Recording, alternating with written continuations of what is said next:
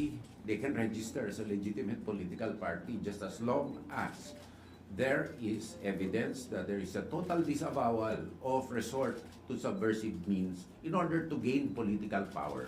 All of these theories, Marxism, etc., these are political theories, and the end is to gain political power. Now, at the end of the day, it's people who run things, and so although hidden behind theory, nakatago sa likod ng teorya, tao rin yan eh. So, ano ang motivasyon ng tao na yan? It's to gain political power, and behind that, hindi tayo pwedeng mag-divine kung ano talagang intensyon. Ngayon, para patas lahat, halalan. Legitimate party, hindi po all out war. Oo. Legitimate party. Yeah. Okay. Sir, sorry, pahabol po. Meron lang po kasi mga random posts sa social media na parang nakakakita daw ng mga fighter jets sa Manila. I don't know if this is true or not, pero baka lang may detalye kayo. Hindi, wala akong nababalitaan na gano'n. Baka naman may ensayo lang for Independence Day. No? Baka lang. No? Wala akong natatanggap na report na ganyan. No? Salamat, sir. Thank you, Maricel. Nestor Corrales, Inquirer. Sir, you mentioned it was your personal position. Is this also the position of the President, and what was his directive? I have to consult regarding that, because the only consultation I had with the President, first and foremost, is to speed up the MUP, of which I will receive total briefings in the coming days as to what progress has already been done, and I understand significant progress has already been done towards getting a consensus, no? And I have to commend Secretary Galvez for and the economic team for the stellar work that they have done. I will put in definitely my 2 cents worth regarding my views on the sustainability of whatever scheme is given, giving due regard also to the invaluable contributions of those who served our country selflessly. No? However, we must also look at the big picture, that the financial sustainability of any government-funded enterprise must not result to the detriment of the financial position of government. So we have to find a healthy balance. And I believe that our men, women in uniform are not averse to the fact that they have to contribute to national government, just as long as they see that at the end of their tours of duty, number one, they will be taken care of. Number two, that the fund or whatever they have to participate in is transparently, professionally, and competently managed and not mismanaged. Also, the military is still a very attractive proposition for a young person to have a career, because there are non-monetary benefits that you can get, like free medical care, continuous skills training, educational opportunities, and the like. As a matter of fact, what we want to make sure also is that they are re-employable because of their specific skill sets in the private sector after. And thus, one of really my programs, as you may have heard yesterday, I start first with my own agency, the Department of National Defense, that we need to upgrade our skill sets in the organization. I learned yesterday we only have a plantilla of about 10 salary rates. Can you imagine, we're managing a stakeholder base of almost ₱1 million and 125 billion or so assets under management. Can't do that with 320 people, you know, and without capital outlay. So I really would want to focus on organizational development on a sustainable basis to motivate our people, both in all agencies of the government, of under my watch, and to develop specific educational and skill sets. Because as you know, you're journalists, a lot of happenings, a lot of things are evolving, and a lot of challenges are evolving. We have to create a security structure that does not only mean the armed forces, but also the civilian managers, the resource managers, the program managers, the lawyers, that will be able to address the unforeseen challenges that we may face in the future. Okay. Joe Banahan, ABS-CBN News Online. Good afternoon, sir. Good afternoon, Joe. Ay, good morning pa. Sir, you're an alumnus of the University of the Philippines Yes. po. Sir, are you open to reviewing yung DND and UP Accord? No, I'm not anymore. That has been a policy already done by my predecessor, and I don't want to reverse the policy. But that does not mean to say that I'm not mindful of the autonomy of the University of the Philippines. And I urge everybody to be respectful of that without need of any MOA. Actually, when I was Secretary of Defense, I did not also agree to a lot of zones of peace entered into by my own local government, actually, in the province of Tarlac, because, I mean, these are used as safe havens. No? That being said, I admonish also, and I encourage all law enforcement officers to be really mindful of the balance between freedom of expression and protecting the peace. No, I mean, look what happened in the change of chancellorship. There was some raucous there. The military didn't get involved, or the police didn't get involved. Pero sir, ngayon, parang last year, parang the Senate, sabi po dito sa isang press release, Senate is set to institutionalize the agreement between UP and DND. So, wala po kayong plano na Wala. i-support? Ngayon, kung isa batas yan ng ating legislators at pinirmahan ng presidente, di susunod tayo, pero hindi ko susuportahan. Kasi hindi lang naman UP eh. Bakit bukod tangi ang ating universidad? Nandyan din naman ang ibang universidad na public institutions din. At ito naman ang, for fairness sake, hindi lang naman ang UP ang pinag-re-recruitan ng mga insurgents. Marami pang universidad na po-focus lamang ang UP sapagkat it's the most prominent university of the Philippines, actually. Okay. Kathy Valente, Manila Times. Yes, sir, good morning. Sir, the President yesterday instructed po Filipino ambassadors to look for non-traditional partners na po in terms of trade, security, and defense. Ano-ano pa pong mga bansang ating tinitignan para mas mapalakas pa po ang ating defense capabilities? Sa ngayon, aside from ang ating treaty ally na Estados Unidos, natural nakikipag-usap tayo. Alam naman natin yan sa Israel, sa Japan, sa Korea, at iba't ibang Sweden. Recently, nakapirma si Secretary Galvez ng MOU sa Shangri-La Dialogue with Sweden. At I think the marching order is to look for a proper fit wherever. No? Whatever serves our needs and whatever will jive with our national security. Secretary, in a previous interview this morning, you said that we should de-escalate tension in the West Philippine Sea, not just with China, but with all other claimant states. How do you see this happening, sir, and how exactly do you intend to do that? Hindi de-escalation, actually. I meant deconfliction. Kasi ang de-escalation wala sa atin yun. Hindi naman tayo aggressor. Bawal tayong maging aggressor under the Constitution. Yung deconfliction, as much as possible, yan ay balanse ng pagtatayo sa lahat ng gustong mabuso sa ating territorial integrity coupled with deconfliction. Kung pwedeng mag-usap, mag-usap. Pero merong hindi pwedeng i-cross ang Secretary of National Defense. Hindi natin pwedeng i-bargain away ang ating teritoryo sa kahit anong usapin.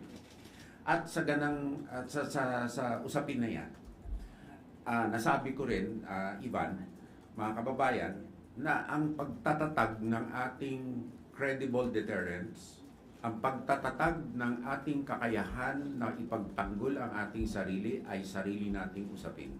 Kung sino man ang i-partner natin, wala nang pakialam yung mga tao dyan.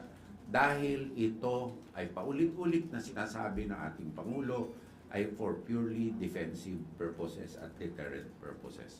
Walang malakas na bansa sa mundo na hindi malakas ang kanyang sandatahang lakas at civil defense din, ano? Kakayahan na ipagtanggol ang kanyang sarili. Kaya kung tayo ay sasabihan na kaya tayo ay nagpapatatag ng national defense dahil polisiya ito ng ibang bansa, bigyan naman tayo ng karampatang respeto na kaya natin mag-isip para sa ating sarili. Okay.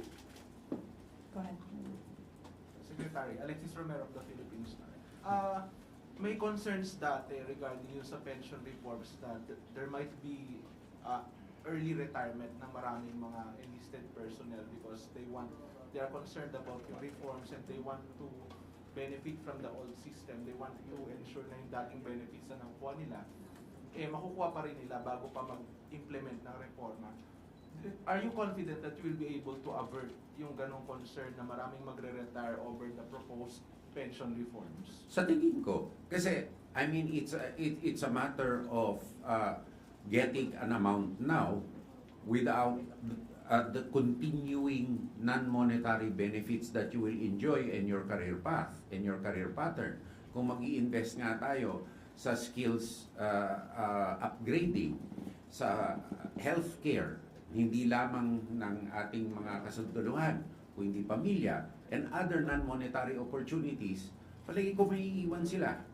May iiwan sila. At lalo na kung makikita nila na ang sakripisyo natin lahat, no, ay magiging sa kabutihan ng lahat. Kasi, okay, wag natin sulbahin ang problema. Alright? Anong mangyayari? Magkakaroon tayo ng mas malaking deficit, magkakaroon ng inflation, bababa ang valor ng ating pera, tataas ang bilihin. So, tama rin lahat eh. No? So, I think it's a matter of explaining the necessity, no, of introducing. Sa aking palagay, dahil galing din naman ako sa financial sector, hindi naman biglaan mangyayari ito eh. Mababawasan lamang ang dapat na pagdudugo eka nga ng ating gobyerno hanggang sa ma-self-sustain na itong sistema na to. At alam din natin, katulad din ng pagtatanim ng halaman, alagaan mo to eh, palalakihin mo to bago ka umani. No? So hindi naman bingi ang gobyerno sa ganon na ito ay hindi biglaan na ipapataw tapos biglaan na lang papawasan ka ng ganito. Kung hindi, meron din transitioning ito dapat, no? Follow up ng Secretary. Kasi previous administrations have tried to pass or push for bills reforming the pension system. I remember panahon ni President Noynoy Aquino, meron yan, panahon ni President Duterte, even may naging priority bills na yan. Ngayon, priority bill uli siya ng Marcos administration. Ano po kaya yung meron ngayon, tingin nyo maiiba at maipupush ito? Kasi marami na pong nagtangkang gawin ito, pero hindi naman po naipasa sa Kongreso. Palagi ko, naiiba ay ang unang marching order na nga ng Pangulo sa akin na dapat kipag-ugnayan na nga sa economic cluster na makapasa ng bill sa lalong sa agad na panahon upang matigil ang pag-hemorrhage. Hindi mapapara bigla-bigla pero mababawasan, ano? So we can use the funds for other things and we can also build a stable and sustainable retirement plan for our men and women in uniform. May dalawang prinsipyo lang na gusto kong idagdag doon. Kailangan ang pondo ay naturally, para palakihin mo to, magre-risk ka. Risk-reward yan eh. Kung hindi ka mag-risk, hindi lalaki, walang growth. Ngunit, kinakailangan i-observe nito ang prudential standards eka nga sa banking, no? Ang financial sector alam ito na kailangan may governance standards, prudential standards, tamang risk management, tamang audit, transparency, at ang mga nagpapatakbo nito kailangan ay sasailalim sa fit and proper rule eka nga ng BSP. Kailangan may requisite experience and responsibility ito. And it goes also, eto sasabihin ko na, hindi gagawin ito ng mga tao na libre. You have to pay for experience, you have to pay for integrity. at the end of the day, you get professional managers, you compensate and motivate them properly, and you'll get good results. But you make their pay with due watch standards, no? In conformity, their pay commensurate to performance, no? Ngayon, ang gusto kong pag-aralan at maitanong, kung magtatatag tayo nitong ganitong kondo, pwede ba natin patakbuhin based on mga standard na istrikto ng Insurance Commission, ng BSP, at other financial institutions, at ito ba ay sasalungat sa audit code ng COA? Kasi sa pag-experience ko, kung susunod tayo sa COA, makaluma yung audit code, maraming pagbabawal at baka may mangyari. Kaya ito ay dapat i-deconflict, eka nga. Okay. Mayor Vince Lopez, Manila Standard. Sir, ibalik ko lang dun sa South China Sea. May mga reports po na recently may mga foreign ships na namamataan sa may Pag-asa Islands. Are you willing, sir, to position more gray ships in our West Philippine Sea boundary, sir, or I can't give you an answer now kasi whole of government approach nga yan. I'll have to consult with the National Security Advisor, with the Department of Foreign Affairs, and we have to come out with a concerted plan of action with this. Hindi ko masasagot sa sarili kong opinion to kasi napaka-importanting bagay na national security. Okay, we have time for a few more questions. Si Nestor. Mela Las Moras, PTV4. Hi, Secretary Gubo. I'm Mela from PTV4. Sir, speaking of priorities lang na nababanggit niyo po kanina, kailan po ba yung target niyo or schedule ng susunod na pulong kay Pangulong Marcos? At mula sa mga unang araw niyo sa serbisyo, ano po yung mga naobserbahan niyo na gusto niyo ding isulong pag nagkita kayo ni President Marcos para maging prioridad din ng DND? Ang prioridad ko talaga i-reform yung DND proper nga. Tulad ng nasabi ko, no? Na kailangan ito yung makabagong organisasyon na kasi sa bigat ng kanyang responsibilidad, gumawa nga tayo ng Department of Migrant Workers, nireforma ang BSP. It's high time na yung Department of National Defense as the civilian agency which resource manages and provides services to its 5 agencies be reformed already. Kasi ito ay nalilibing sa ilalim ng mga modernization bills, amendment to the National Defense Act. Itong unang-unang importante na gawin kasi you cannot manage properly. Hindi tayo makakaplano, hindi tayo makakagawa ng magagandang assessments pag hindi tayo makakuha ng tamang tao. So, ang susunod na pagpulong namin kay Pangulo, pasalamat ako, he's allowing me time to settle in. Pero may deadline ako sa MUP niya, kaya mamadaliin ko na. Na with due regard naman, hindi naman ako magmamadali just for the sake of magmamadali. Mabuti ang sigurado at dekalidad na trabaho. Okay. Nestor, I think Corrales. Sir, Philippine Coast Guard spokesperson Jay Tariela raised this question over the weekend during a security dialogue in Singapore. That while China has been talking about peace and security in the South China Sea, its actions show confrontation. As the new Defense Secretary, what is your message to Beijing with their actions, knowing that in the past we have been filing diplomatic protests, but apparently it had fell to deaf ears, or China has not been responding to the call for peace and stability in the region? As a stronger country, it has the bigger obligation to be magnanimous and show trust, and to earn the trust of the Filipino people by conforming its activities to recognized norms of international law, which in our case is UNCLOS. We're talking about the arbitral award. It has already been stated by our 2 past presidents that our rights and our territory are defined by UNCLOS, and it has been stated too that this cannot be frittered away or bargained away by passages of administration or passage of time.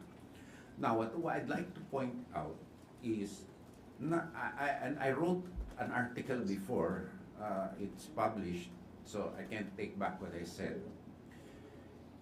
It is not only important to take into consideration what the specifics of the arbitral tribunal said, but the process by which it was done.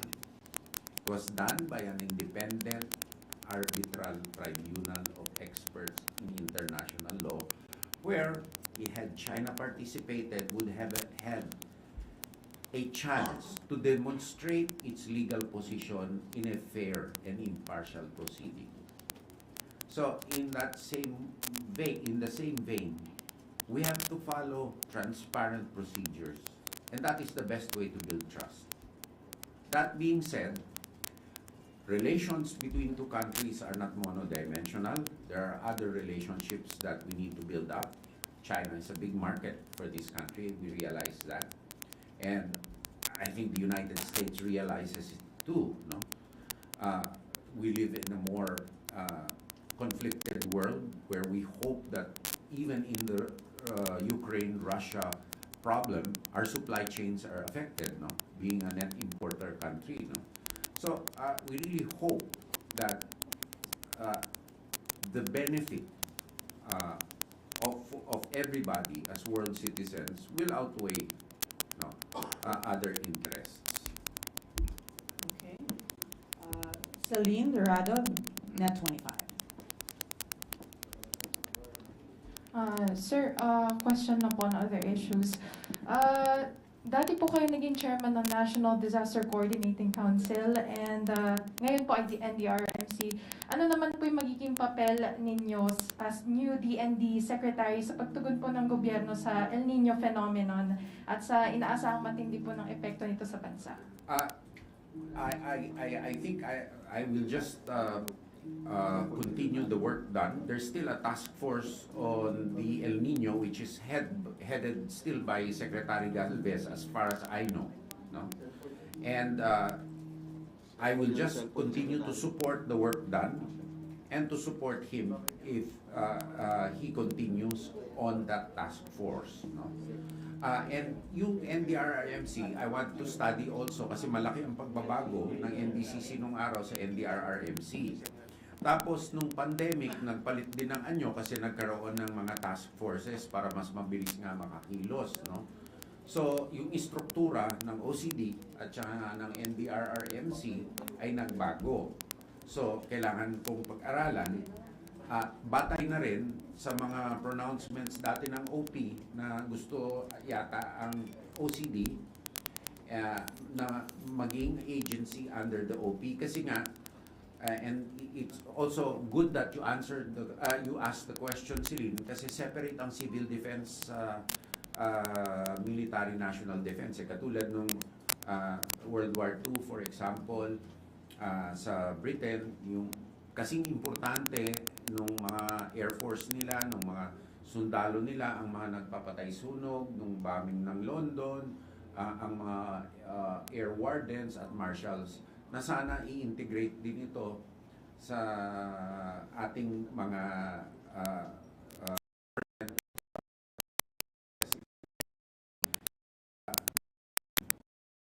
bansa. Ang civil defense ay ilalim ng defense.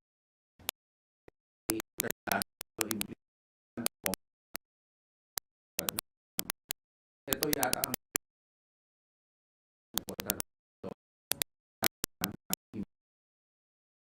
mga sityo. Okay. Questions? Please.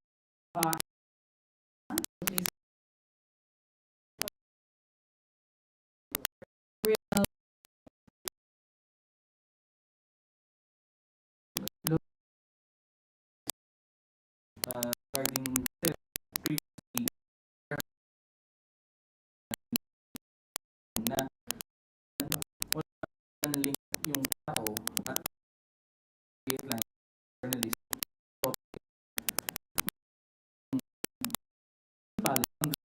Sir? Aking nomination by current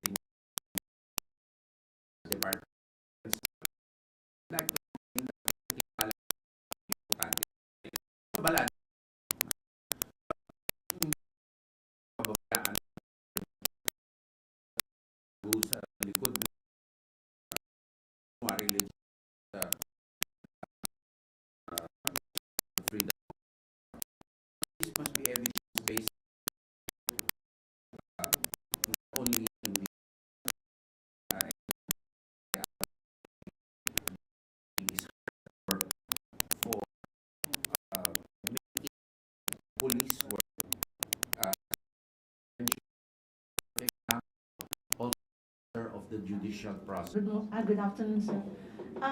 I know that you have some commitment in your plans. How about the AFP modernization in order to defend our country's sovereign? Hindi, tuloy-tuloy po yun. Hindi ko babaguhin yun hanggat hindi may matinding pangangailangan at rekomendado din ng ating armed forces. No? Nakakasana ang mga horizons ng modernization nila. Nakaplano ito. Mahirap bago-baguhin.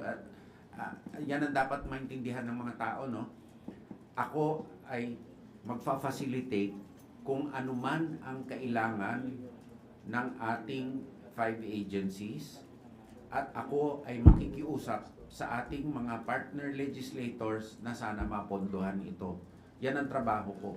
At ako ay aasa kung sa ano ang tunay na kinakailangan nila. Ano ngayon ang trabaho ko? Ang trabaho po natin ay makuha sa lalong madaling panahon itong kinakailangan nila at siguraduhin ito ay pinakamabuting kalidad sa pinakamabuting halaga at nandun ang resources hindi lamang sa pagbibili nito kung hindi sa tamang paggamit nito sa buong buhay nito ang tinatawag na life cycle. Okay. Okay? We're good. Before we go, maybe some closing words from you, Secretary Teodoro. You had touched on many issues that were asked by the Malacanang Press Corps here. You were formerly also DND Secretary in another time, and the world has changed so much, as you mentioned. We have climate change directly affecting our country. Maybe we can have some final words from you in your first press con here with Malacanang. Thank you very much, Daphne, at sa lahat po ng mga kasama natin dito sa Malacanang Press Corps. It's nice to see some familiar faces and it's nice to meet new ones. I think this my essential job too. Ang pinaka-importanteng trabaho ko ay i-articulate at i-communicate ang essentials ng national defense sa lingwahe na klaro na maintindihan ng ating mga kababayan. Kasi kailangan po ang isang bansa na mag-uugnayan sa ilalim ng isang mensahe. So, nagpapasalamat po ako sa inyong lahat sa pagkakataon na maipahayag ang aking mga isipin tungkol sa mga katanungan po ninyo at